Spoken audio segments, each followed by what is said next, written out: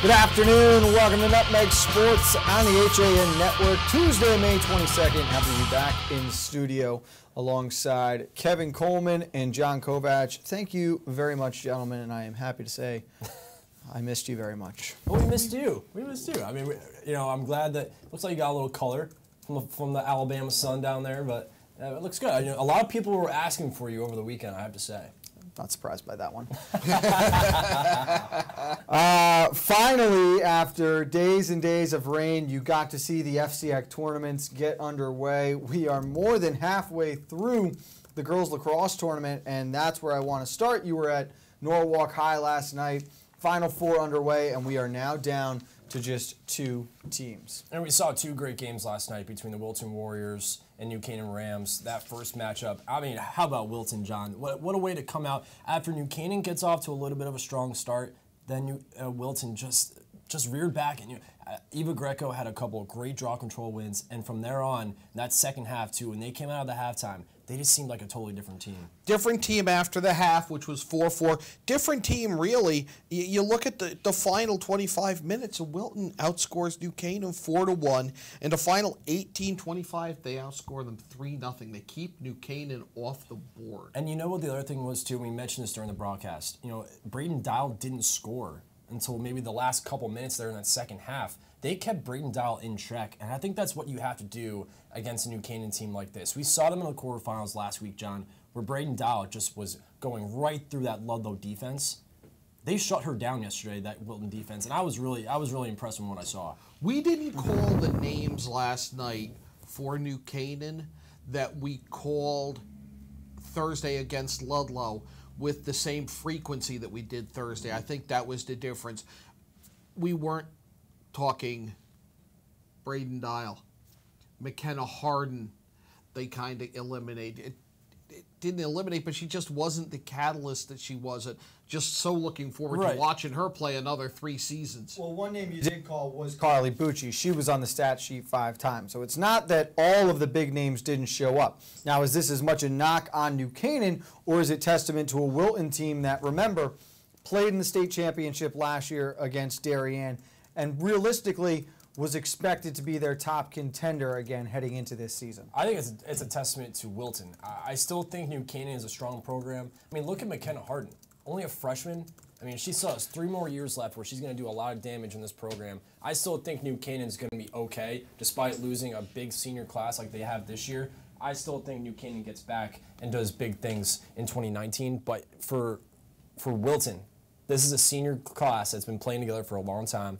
Got Paige Brown in net, who made some great saves yesterday. Eva Greco. Some of the Wilton parents were saying that was probably the best game she's ever played. Yeah. And if she can continue with that confidence level and that type of play going into the FCAC final, boy, this could be really interesting when it comes down to, one of these teams has to give Darien a run for their money. Greenwich did it in the semifinal for the first half, but can Wilton do it for both halves? For you, John, if you look back at this game, did you have a specific player who stood out as your player of the game? Well, I think Greco really took it over from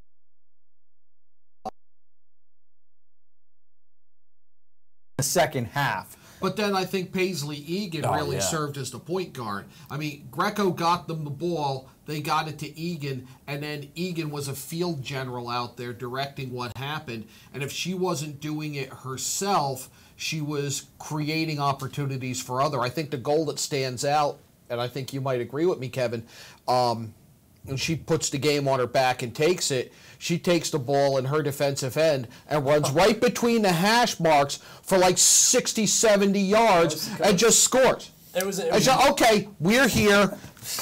Let's do this. And that was with 18:25 left. That starts the 3-0 Wilton run that ends this game. Led the team with 4 goals. She also had a team-high 7 ground balls. Wilton is the last team not named Darien to win an FCAC championship, but that was 7 years ago. They last played for a title in 2014. So for this group of girls, a little bit of unfamiliar territory. How much of an advantage, or at least in the mental aspect, is having played in the state championship last year going to make this task a little bit easier against the Goliath in Darien? I think it helps Certainly, you look at a lot of these seniors and juniors had a lot of playing time last year. Paige Brown has the experience from last year. I mean, she had a great postseason. And she split with Bridget Wall, too, yesterday with 5 saves in the second half. So Bridget Wall surprised me when they did that. Yeah, Bridget Wall actually made some terrific saves in that second half, and she was really impressive. I think it benefits Wilton. I really do, because there's a lot of players from last year's Wilton team that return. And yes, did Darien throw out a completely different roster last year with a great senior class last year? Yes. But there's also some returning players from Darien as well from last year that I think Wilton's familiar with. Let's talk about Darien for a second. They struggle early on. We'll call that, what, a 5-minute window against the Greenwich Cardinals before Coach Lindley has to take a timeout, settle the girls down. They go on and defeat Greenwich 14-7. You talk about the big names of Darien, but I mean, the list is too long to keep them all in check. It was the Humphrey show yesterday. The sisters combining for 14 points. Ashley with 6 goals and 2 assists. Nicole with 4 goals and 2 assists. Christy Fiore only had 3 points. Emma Jakes 4 points. Katie Ramsey with a goal. Like, the big names that we really expected coming into the year, they're not having to do as much offensively. And I think this might now be the most well-rounded team Coach Lindley's had during this run because of how strong they are defensively. I would not disagree. Greenwich found a hole early. They came out of the locker room ready to go, scored a 3 quick, and then as soon as Lisa Lindley called the timeout and regrouped Darien, basically that was it. I mean, John, you and I saw how vocal and how energized Lisa Lindley was on the sidelines when they went down early, and that's all because of Genevieve DeWinter. She was awesome in the draw circle early on. Then Katie Ramsey started to find a rhythm there in the face-off circle. But man, Genevieve DeWinter, it's disappointing because this was a great, and I mean fantastic first-half performance by Greenwich. It's unfortunate that they have to go home because not only did Genevieve DeWinter show up yesterday, I have to give so much credit to Sloan Lovelace. She made some unbelievable saves in this game that made it close, and then Darien pulled away with it. But Sloan Lovelace deserves a lot of credit for that performance yesterday. Let's put this in perspective, and this is not to take anything away from what Greenwich did. You just talked about what a great first half Greenwich had. What was the score at halftime? It was 6-5 Darien, because they made that 3-goal differential go away. And they just kept chipping away. And then at the end, it was a lot of free positions late that make it. I don't know that it's a 14-7 game. No, and that's the thing, too. If you're playing Darien, and Frank, you'll agree with me on this as well, you can't give Darien free positions. No. That's where they are so strong at. And you look at the Humphrey sisters; those two aren't afraid to shoot from anywhere. Katie Ramsey had a couple opportunities as well. You name them, and they'll score on free positions. That's why Darien extends their leads and doesn't look back. We always set that number 65% for free positions. You've got to limit the unforced errors and turnovers against a team like Darien. And the big thing for Wilton will be slowing down the transition attack. They lost 13-10 in the state championship last year, so certainly in the back of their minds, they have to believe that they belong on this field with Darien for the FCX championship. That game is going to be Thursday night, 7 o'clock from Norwalk High School. You'll see it here on the HAN Network.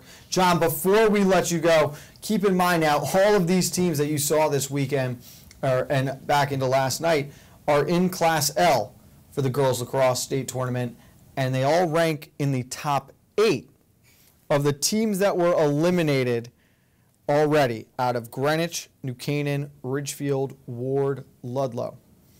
Which one of those schools to you is going to benefit now from having an extra week of rest and potentially being able to upset Darien or Wilton, for that matter, on their run towards a Class L championship?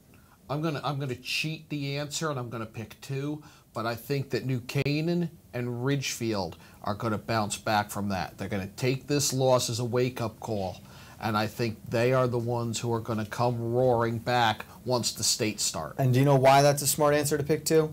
Because they would play each other in the quarterfinals. 4-5. The winner would get Darien. I'm covered. Championship. I'm covered. Hedging all your bets, John. Exactly.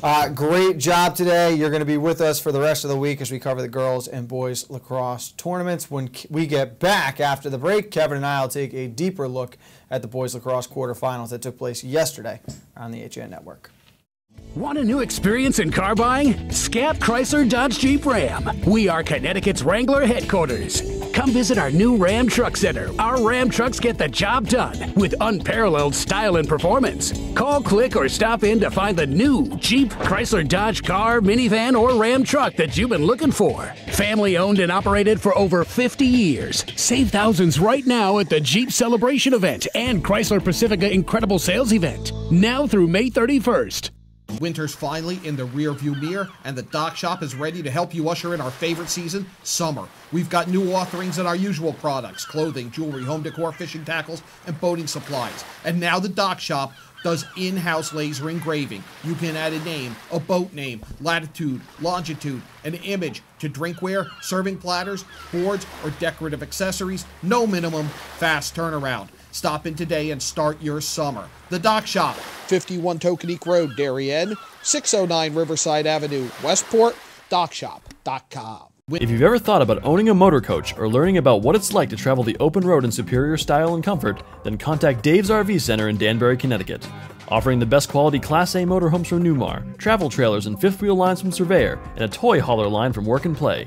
Choose from Newmar's Gas Line, Baystar and Canyon Star, or from Newmar's Diesel Line, Ventana and Dutch Star. And with unparalleled service and maintenance, Dave's RV is committed to keeping you and your motor coach safely on the road and enjoying it to the fullest. Stop by their showroom, 2 Industrial Plaza Road, Danbury, Connecticut, or call 877-483-3866.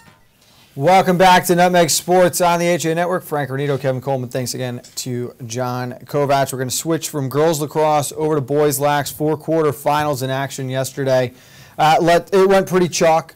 We had the top 4 seeds advancing here. The top 2 games with relative ease. Let's start with Darien, 20-2 over Ludlow. What really is there to say about that one? It's to no surprise, and we mentioned this last night on the broadcast. I have to give Coach Parisi a lot of credit for what he did with this Ludlow boys team this year. It was a great run, and they had some exciting games. You look back at that double overtime loss to St. Joe's, maybe that trigger a little something there, a little bit of a skid at the end of the season. But I was really impressed at times from what I saw from this Ludlow boys team. Coach Parisi deserves a lot of credit. Let's hope they can make a little bit of some noise here in the state tournament. But again, Darien, this is their tournament to lose. New Canaan takes care of St. Joe's. They now draw the Richfield Tigers. They did not see each other during the regular season. For New Canaan, obviously you lost to Richfield last year in the semi, so there is that little bit of vengeance wanted. But how do they avoid getting caught looking ahead to Darien? Well, it's going to be a tough task for the Rams, only because Greg Gatto is back for the Richfield Tigers. And since he's been back, he's been scoring goals. And he got 2 goals last night in the quarterfinals in their win. We've seen the Richfield Tigers. We saw them twice in April. And they looked really strong in the month of April. Their defense is playing well. Noah Isaacson looked terrific as one of the long pole defenders. This is going to be the closest game between both games in the semifinals. I think Darien against Wilton. This is no knock against Wilton, but I see Darien just winning that one with ease. But for Richfield New Canaan, that's going to be a close game. I say that one goes down to the wire. I agree with you that I don't know it's a knock at Wilton. I just think Darien is so high-powered. I don't know if Wilton's quite ready to be able to play at that level, especially just with how inconsistent they've been throughout the season. We've seen some highs, but I think the lows have been lower than the highs were higher. It's tough to get a read on, and they beat Staples 8-4, and I was high on Staples heading into the year. I think that's a team that could do some damage in the state tournament there, Kevin. They just got a bad draw with the FCIAC here. I was looking at this tournament, and obviously the seedings weren't determined until after I'd left, but the fact that Trumbull ended up as the team on the outside looking in, that's got to be very, very frustrating up there on the farm. And that's disappointing because for Trumbull, they had a great season too. And that's the thing, because you look at Ludlow, Trumbull, and Greenwich, those 3 teams, and good for Greenwich that they were able to get in after a little bit of a tough stretch there for the Cardinals. But that's disappointing too, because I thought Trumbull had a good season as well. Strong season, much like Ludlow had as well. But one team had to be the one on the outside looking in. So, and I don't think anything really changes if Trumbull's a team that gets in. No, because Darien's still going to roll all over Trumbull if they're seeded as the 8th seed as well. But it's disappointing. But I still think, and we mentioned it before, how Trumbull is still, there's an uprise, I think, for lacrosse and Trumbull. They're trending the right way. They're doing a lot of the right things. Young coaching staff. They're, the youth program is buying in to what the varsity program is doing. So Trumbull is going to hang, and their stock is certainly rising. All right, you look at the semifinal games for Wednesday. What does Wilton have to do to be able to hang with Darien? What's the biggest factor in that game? It's the draw control. Can they beat Tanner Strube? That's the key thing. I mean, at the end of the day, that's what it is against a Darien team like this. For example, look at what happened yesterday with Greenwich and Darien and girls lacrosse. Genevieve DeWinter was out beating Katie Ramsey in the draw circle. And that's why Greenwich went up 4-1 early on. And then Katie Ramsey got into a rhythm. If you can get extra possessions over Darien, and again, here's the other thing too, which hurt Greenwich last night in girls lacrosse: turnovers. You cannot turn the ball over. I don't care what team you are, you can't turn the ball over if you're playing Darien. Especially with how lethal that transition game could be. It's tough for me because one thing that's really jumped out at me, I think Connor Drake, has underachieved to this point in the season. He's been very successful, but you're talking about a young man who committed to Duke last year as a sophomore. Obviously, he's drawing the top defender night in and night out, and it is a very difficult life as an attackman. But at a certain point in time, if Wilton's going to take that next step to being a great elite program again, they have to have a true superstar step up and carry them there. Connor Drake, for me, has to be the best player on the field in this game. If he doesn't score more than 4 goals, I don't know how confident I am in the Warriors. And it's not a knock on the other players because Joe Scarfy, Joe Murtha, they're going to play huge roles as well, along with both Calabrese's on this roster. But it's got to be your go-to guy, and that's Connor Drake for me. I agree. And, Joe Murtha deserves a lot of credit. He's had a terrific season, racking up goal after goal in each and every game, just racking up the stat sheet. But for Connor Drake, I agree. He has to come out firing tomorrow. And, Andrew Calabrese is an interesting topic to talk about because he is that type of goalie where if he gets on a little bit of a run here and makes some nice saves, keeps Wilton close in this game, who knows? Anything could happen. Calabrese, terrific goalie here between the pipes for the Warriors, and I think they're putting a lot of trust in him tomorrow. And he's that type of goalie where he can go on a little bit of a run and keep that game close for Wilton. But they have to sharpen up on defense tomorrow night, plain and simple. We've got a complete redo of last year's FCIAC tournament in boys lacrosse. We'll talk more about that tomorrow. Those games at 5 and 7, and you'll see them here on the HAA Network. We got to take one more break. When we get back, baseball got underway yesterday. Arguably one of the biggest upsets we have seen all year, and Kevin can't wait to talk about it on the other side of this break.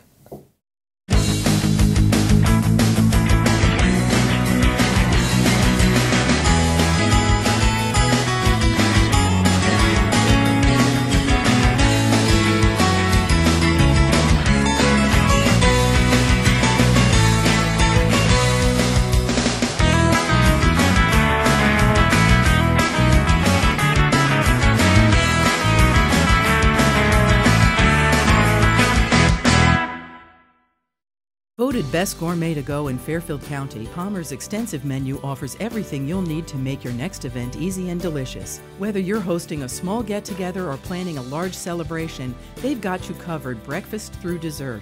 Order online at palmersdarien.com or call 203-655-2077. Vote.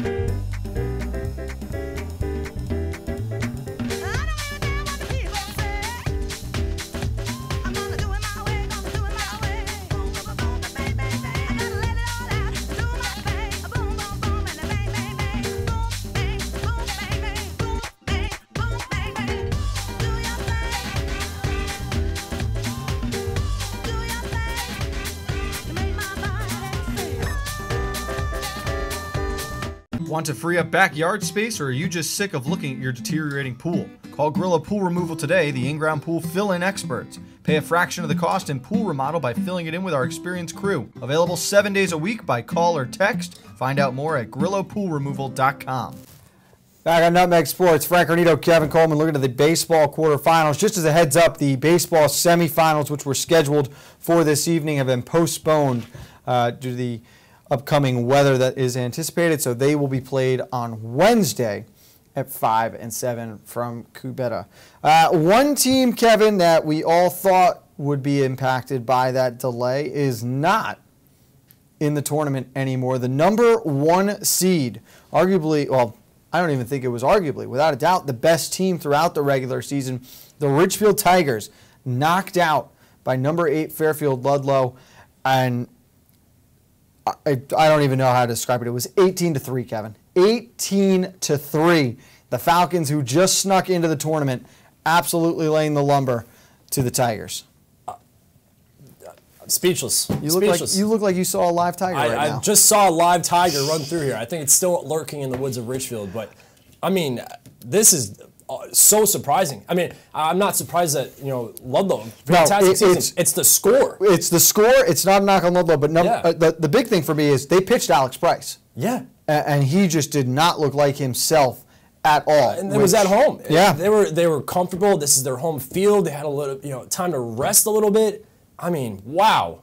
Wow. The fact that, and it's not just, they knocked him around early, too. They got after him right at the start of it. I believe it was 4-0 after the first. So, I mean, kudos to Ludlow for coming out on the road. Vince Camara had 5 for 6. 5 for 6. Including a home run. Dude, my goodness. 5 for 6, 5 RBIs. Whew. So, for Vince and the rest of the crew to come out, score 18 runs against a Tigers team that we've talked about the weeks leading up to it, how strong their pitching was. They had depth. They had young players stepping up, and then they lay an egg in the quarterfinals. Yeah, it brings me back to soccer season all over again. Unbelievable. Shut up about the soccer, dude.